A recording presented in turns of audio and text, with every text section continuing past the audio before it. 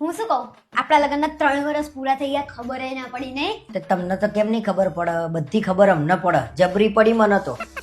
મારી એક ઈચ્છા છે, તમે બીજી વાર લગ્ન કરશો? શું વાત કરે છે? હા હા તો તું કહેતી હોય તો કરી નાખો. પાકું ને? તો પછી હું તારીખ બારીખ બધું જોડાઈ દઉં. ખરેખર હું બીજી વાર લગ્ન કરું? હા હા તો હું તૈયાર છું. તું તારીખ બારીખ બધું જોડાઈ લે.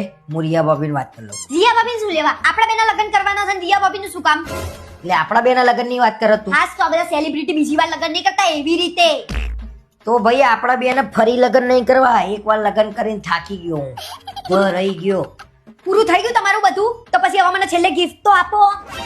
તો તારે શું ગિફ્ટ જોઈએ છે ભાઈ કહી દે. તું એ તો તમારા આપવાની હોય, મારા નહીં. હું લઈને નહીં આપું. હું લઈને આપે ને એટલે તું કઈ આવું લાયા તેવું લાયા, આ કલર નતો ગમ્યો, પેલો કલર સારો હતો, એના કરતા તારે જે લેવું ને મંગાઈ દે. બાપ, આ માણસ મારા માટે ગિફ્ટ નક્કી નહીં કરી શકતો તો બીજું શું કરવાના તમે? ભાઈ મેં લગ્ન કરવાનું નક્કી કર્યું ને પછી હું જીવનમાં કઈ નક્કી નહીં કરી શકતો. હવે તારે શું જોઈએ છે મને કહી દે. દોરડું જોઈએ? દોરડું? દોડાની જરૂર તમારે પડશે. સોનાના સેટની વાત કરું છું. સોનાનો સેટ જોઈએ છે અમને. આ મનીષભાઈ રિયા ભાભીન છે ને સોનાનો હાર લઈ આલ્યો, એ બી આટલો જાડો. ખબર તમને? હા તો રિયા ભાભી તો હું આટલો જાડો હીરાનો હાર લઈ આવ્યો. શું બોલે?